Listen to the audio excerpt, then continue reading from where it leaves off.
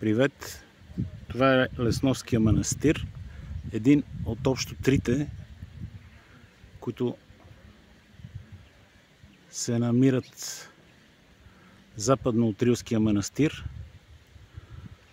на юго-западните склонове на Осоговския Балкан и е посветен на един от тримата основни последователи на свети Иван Рилски, Гаврил Лесновски. Манастирът е основан, намира се в село Лесново. Ето го тук. Манастирът е основан през 11 век. И в него са се съхранявали мощите на светеца, преди да бъдат пренесени в църквата свети апостоли Петър и Павел в Царевград Търнов по времето на цар Калоян. Тоест, мощите на Гаврил Лесновски пристигат малко след тези на Иван Рилски в Царевград Търнов. Манастирската църква е обновена през 1341 година и посветена на свети Архангел Михаил. Изключително красива, в така наречения вардарски стил. Обновлението е под покровителството на войводата на великия войвода на Овче поле или Лесново Йоан Оливер.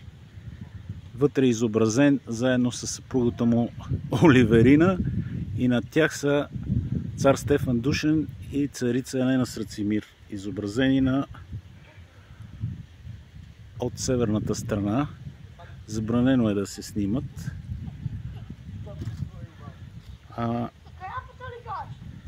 Йоан Оливер дарява манастира на Хилендарския манастир, но през 1350 година цар Стефан Душан основава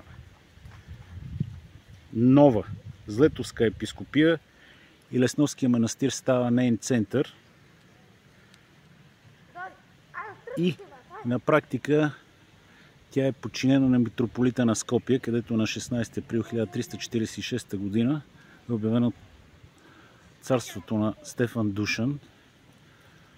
Великден, 16 април 1346 година, така нареченото Душаново или Скопско царство. Второто, Вилинското, е третото от българските царства през 14 век. През 1381 година господин Константин Драгаш потвърждава независимостта на манастира от Хилендар, тъй като преди Йоан Оливер го дарява. Постфактум, по време на османското владичество, през 1558 година е ремонтиран, а през 1581 година кратовският велможа Никола Бойчик покрива църквата с ловни плочки. Манастирът функционира през 17-18 век, но в началото на 19 век е вече западнал и запустял. Възстановен е през 1805 година от монаха Теодосий от Деченския манастир.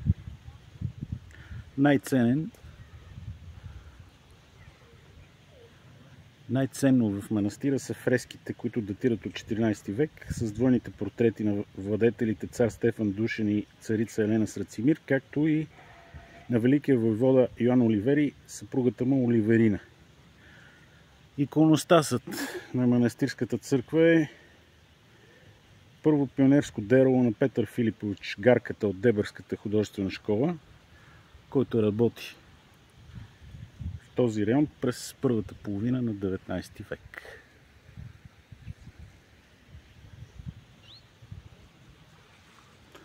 Това е.